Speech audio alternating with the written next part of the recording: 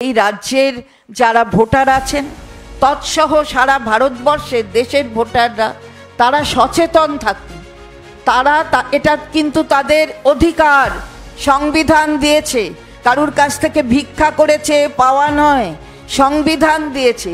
সেই অধিকারে যারা হাত বসাতে আসে, যারা তাদের নিজস্ব পরিকল্পনা নিয়ে আসে, তাদের থেকে সজাগ থাকতে হবে।